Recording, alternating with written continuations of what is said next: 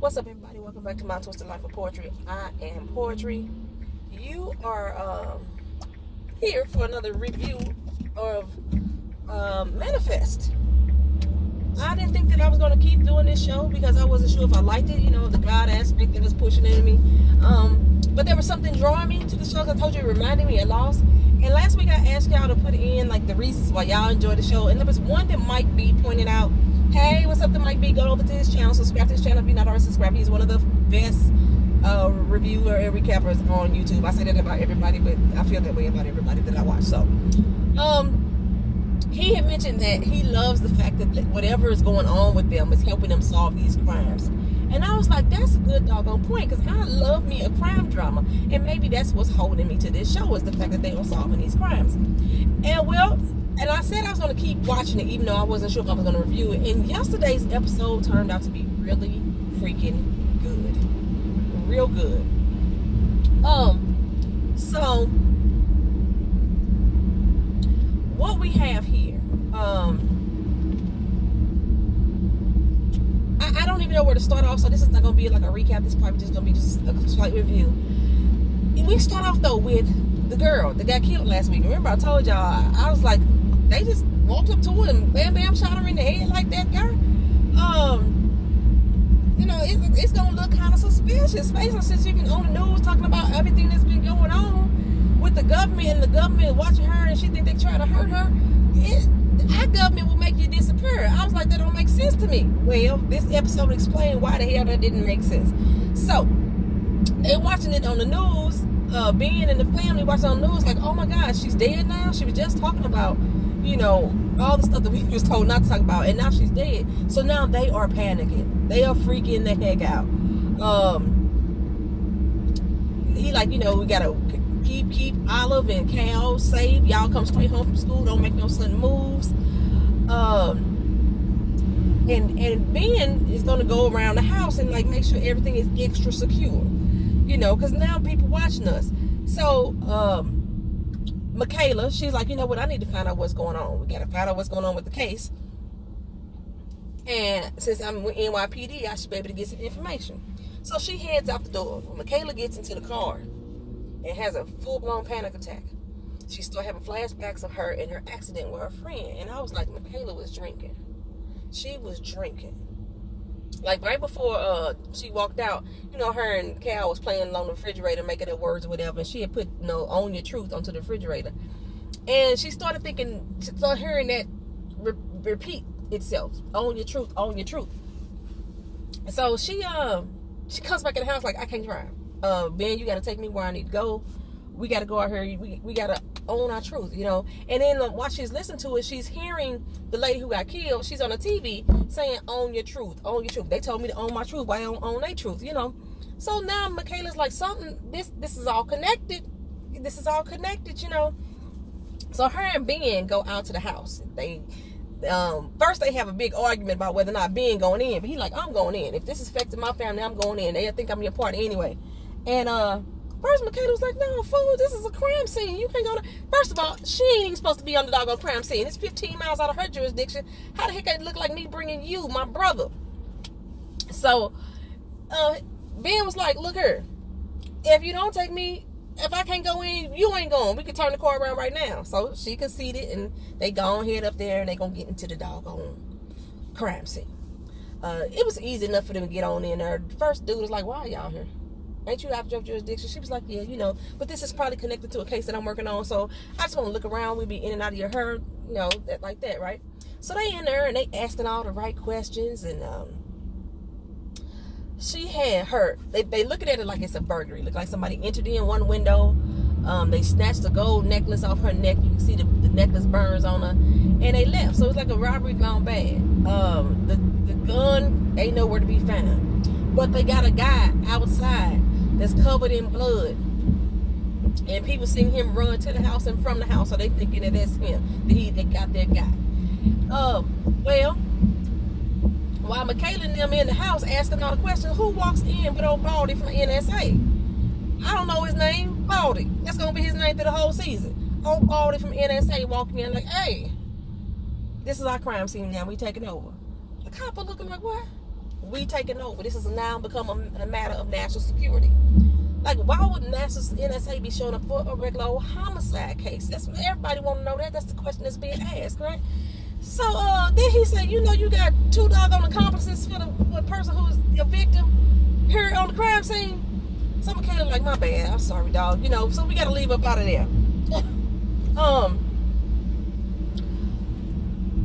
So of course that's gonna get that man in trouble for letting him in on the crime scene. And Michaela like, look, dog, I owe you one for real. You know what I'm saying? I didn't mean to get you in trouble, but I owe you one.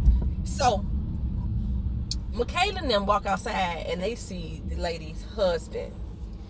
And like, he all distraught and everything. He's like, I don't know what happened. She was talking crazy, talking weird. I told her not to talk to the news. I told her they was gonna get her. He's stressed. But Ben and Michaela looking like something ain't right with bro. Something ain't right with him. We need to look deeply into him. So fire, hold on. That was the fire truck going by. And so they like, we need to look a little bit more into him, whatever. So in the meantime, Sambi, they put her name on, his last name on screen, y'all, but I done forgot it now, so she just Sambi again. Sambi calls up Ben and say, hey, something ain't right. Something ain't right with Cal's blood. I'm looking at it. There's some markers in it that wasn't there before he left. It ain't come from the cancer. I don't know what the hell this is, So she said that what she's gonna do is test her blood too, because Ben brought up the fact that they gave us all these little vitamins and stuff when we came back. You think it could be that, something that they gave us, and I would have thought the same thing too, because like when we was in the military, they used to give us all these little multivitamins to take and all these pills to take that I didn't think was the actual pill. I thought it was something else they was testing with us and stuff like that, making us a new Tuskegee experiment. So Ben got a point, like it could be something like that. So Sambi like, okay, cool, I'm gonna test myself, and we gonna see what's going on, right? All right. In the meantime, one of Cal's old friends swings by the house. And we thinking he there to see, Cal. Like, hey, it's been a long time, buddy. You used to be my best friend. Like I'm saying, you used to be my good best friend. Well, he ain't there for Cal. He there to see Olive. And Olive had just snuck out the house with her fast ass the night before in the middle of the night. Where we do that at? Ain't gonna tell her brother to be quiet. There's something really weird about them. Okay, they only have a 5-year age difference. She's 16. He's supposed to be 11. Why does Cal look like he's 8 or 9 years old? Why is he so young looking? He should be. And I'm sorry, I don't know 11-year-old boys like that. He's a little juvenile to be an 11-year-old to me. Okay, but anyway, so Cal kept the secret though until he realized you messing around with my good best friend. My good best friend, really? So he snitched on her. Now earlier, like when Ben was going around trying to secure the house, he trying to make sure that they ain't being tapped, by the government. He looking through clocks, picking up pictures, this, that, and the third. And he finds some condoms underneath Olive's bed. Well, at least she protected her damn self. That's the only thing I can say. At least she protected herself. But yeah, when Cal busted out that she had crept her ass out the window in the middle of the damn night, Ben was like, hold up, that ain't what we do here. I applaud your technique and shit, but your safety, we gotta worry about your safety right now. Grace is like, oh, I understand you're upset, but Andrew is good for her. What? Your child is sneaking out the goddamn window in the middle of the night to go see this boy. His condoms being hid underneath the bed. You like, don't worry about it. He good for her. I talked to him about it. In the meantime, Grace having her own issues because her old dude Dan, she say she let him go, but she still want to be with Dan. She still feeling like, I miss my Dan. And her co-worker, I think his name was Rob, was like, well, that's my boy. I feel like you're cheating on him. And Keena was like, well, technically she is. She knows she been with him. But she gonna go on this whole little story. I was like, yeah, I guess because she presumed Ben to be dead. She moved on with her life. She got a new boyfriend. But her husband is back. He ain't been dead. So is she really cheating on Dan, or is she cheating on Ben? And you know, and Ben is willing to forgive her, and like, we just need to fix our marriage type of situation. Well, while she was gone to work, Ben come home, it's some dude up in the crib. Ben had that Louisville Slugger put it up against his neck like, hey, bruh, what the fuck? Well, I come to find out Grace had gave this man some keys to come pick up some soccer stuff for Olive. Now, Ben is like, how many motherfucking niggas got keys to the doggone house? Like, shit. Well, she got, this dude helped with the soccer. That dude helped with the meat orders. This dude helped with the plumbing. This one cut the grass. And she got brothers all around helping her out. Say, when I didn't have you there for 5.5 years of my life, you know, I needed somebody, and they were there for me. And I'm thinking, okay, when did Dan come in the picture then? Because he been gone exactly 5.5 years. And you said these men been taking care of you for 5.5 years. When did Dan come in the picture and start being the responsible person for you? He was cool with all these dudes just walking up in your crib like that. I don't believe it. I just don't believe it. But we're gonna go with that. We're gonna go with that girl. You know, basically she told him in so many words, you can't be mad at how I chose to fix my life when, you know, you was gone. This is the only way I knew how to get down and survive and make it. But she ain't telling him that she still want to be with Dan. That ain't what she telling him. Well, like I said, me and Michaela decided to go out to the house for the funeral services, or at least to talk to the husband. People about to bring over food and everything for, you know how every day that somebody died, everybody bring on food. I can't eat everybody food, though. I can't eat everybody food. So while they talking to him, the housekeeper come in. We learned from the housekeeper that old girl had went down to the mall or get to go get her hair done. She came back with bruises all over her arms. Just another, like, something else has happened. Like, did somebody attack her? What's really going on? That's what we really want to know. So, but while Michaela is there, she walks out into the room and she sees this room full of people. And again, it sets her back off. She has another attack. And she reflects back on the time when she went to her friend's house after she had died. And the mama was like, what you doing here? You're not welcome here. You can't come here. You got your damn nerve showing up here. And the daddy was like, you know, hey, this is not the time. This is not the time. And so Michaela, because she keep hearing, own your truth, own your truth. And I said the housekeeper said, the lady had kept saying, own your truth. That the husband kept saying, she said, own your truth. She had put own your truth in the refrigerator. Michaela thinks she needs to own her truth. So she goes back to the house of her best friend's parents to tell them that she was really drinking. At this point, we still didn't know. But I figured she's going to tell them that she really was drinking. Even though she got cleared SCP, she told me that was Julio. I did not realize that Jared was Julio, 718 from Power that got killed. Rest in peace, Julio. I didn't realize that was him. She had, I forgot the hell I was going to say about him. I don't even remember that. But yeah, so she was going back to the house to tell them that she had, you know, did some shit. Damn it, I forgot my train of thought.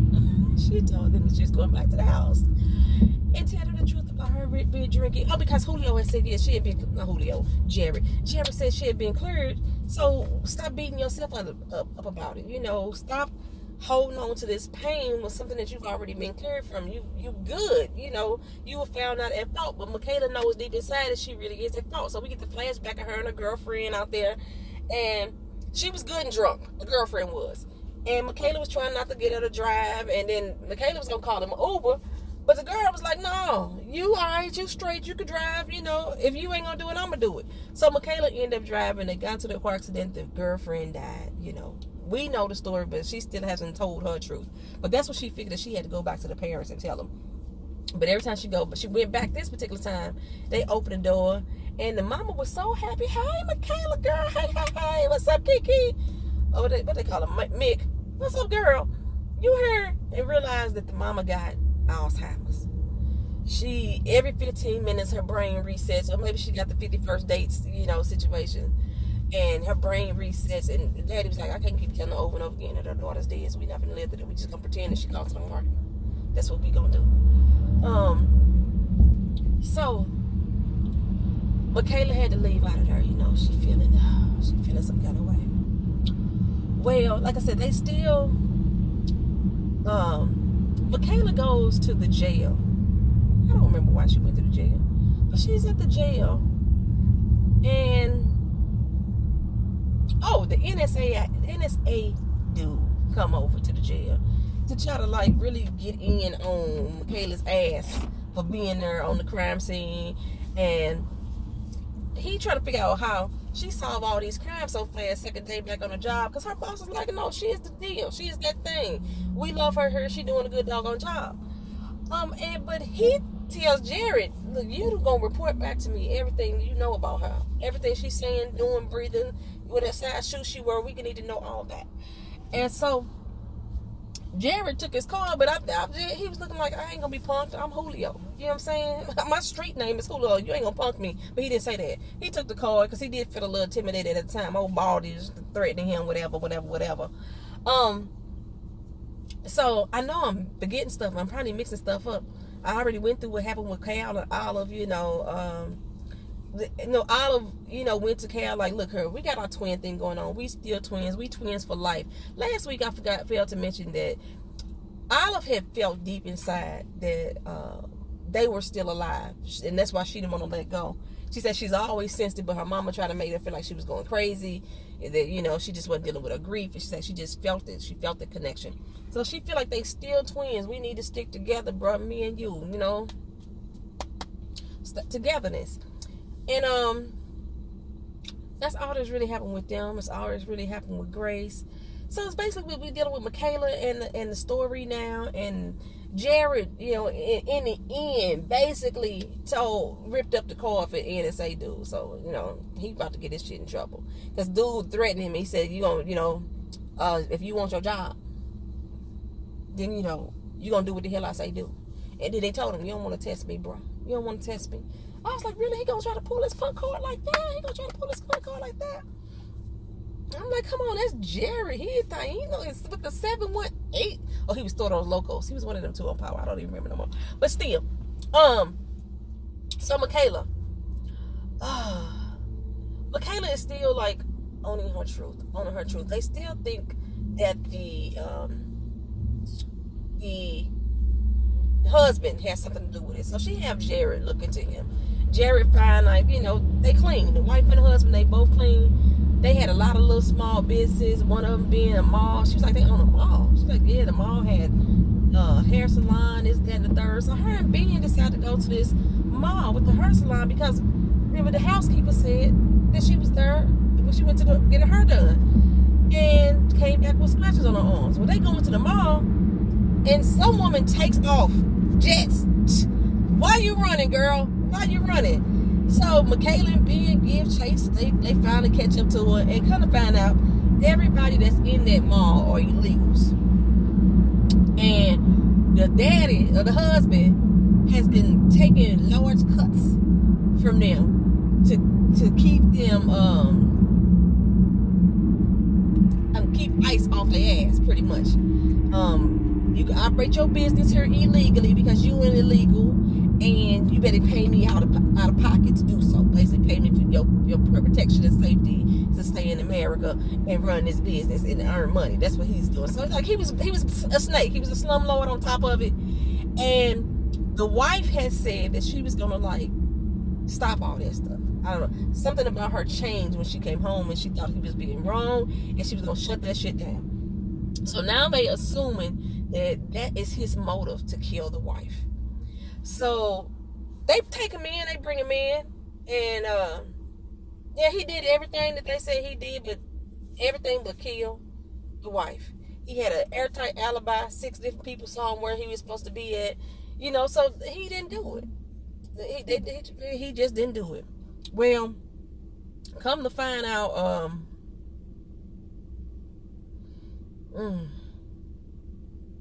what I was finna say. Okay, so Michaela, she's she's going back over there again because she's still hearing "Own Your Truth," because the lady again, they keep hearing that phrase, "Own Your Truth." So she goes back over there to her friend's house because she still want to tell this father that she really was drinking. She feeling guilty.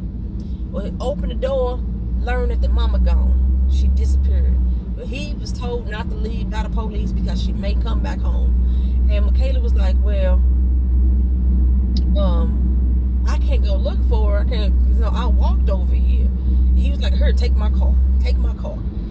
And so he gave her the keys to the car, and of course she panics again. She panics. She calms herself down enough that she start that car up and she go looking on the street for mama. She looking and looking and looking. And she runs up on her in the middle of the street. She wandering down the middle of the street. His car's coming at her really fast. Michaela shoot her car around her to protect her, and the lady veered off into this pole. She walks up to the mama. The mama's all right. She looked back. She ain't even worried about the person who hit the pole. She looked back, and then she go over there and finally check on her. Guess who it is? It's the housekeeper. Crash moments. Remember I said the crash moments. And guess what she got? The gold necklace that was stolen off the lady's neck, laying on the seat next to her. Oh, I forgot about something. Michaela had went to the jail. That's what I was talking about when I lost my train of thought. Michaela had went by the jail. The man that they thought had did the crime. He was like, I know you. Michaela Beth Stone. I was like, he know her whole name. And he was like, I know all of y'all. Y'all are the chosen ones. We the chosen ones. Like, what the hell is going on? And he was saying, Michaela knew that he ain't the one that did it. She at that particular time she thought it still was the husband. He's like, I'm not worried about going to prison. I've been here before. And I hope he ain't supposed to be Jesus. He's like, he done been here before. And he ain't worried about dying, because when he come back, he gonna come back pure, just like them. And Michaela's like, what the hell is he talking about? He gonna come back pure, just like them. He wanna be just like them. That was some of the weirdest shit in the strangest moment. This show, I think that's another thing that probably throws me, is that the show is having so many different types of ideas into one. We got the crime, we got the paranormal, we got the God thing, all of that mixing into this one particular show. But this episode here is starting to weave it in a little better, so so it come to find out the housekeeper is the one that killed the lady. That's why the gun splatter, blood was everywhere, all over the place, and the government, because I told you the government was gonna get her together, and the government was gonna make sure she disappeared with a little note or some shit like that. She wasn't just gonna be all willy-nilly, blood all over the place, and her body gonna be left there. So yeah, the housekeeper did it. Why? Because the housekeeper basically was in love with the husband. They didn't have no relationship. She had that stalker type shit going on. She was like, she was supposed to be dead. She wasn't supposed to come back, and then she come back flossing that doggone necklace like she deserved to have it. Hey, baby, she was bitter. Bitter Betty going on. She killed him up, boom. Now he can be happy. Now she dead for real. I was like, wait a doggone minute. So this another case now that Michaela does solve. So that's when Jared decided to throw the little card. Like, I ain't telling this man shit. She out here solving cases left and right, making this department look good. What you talking about, son? So yeah, I was like, this was a good episode. I love the way that they weaved all those. I love the way they weaved it all together this time. The Own Your Truth. I'm so glad it wasn't actual voices this time. It was just, a catchphrase.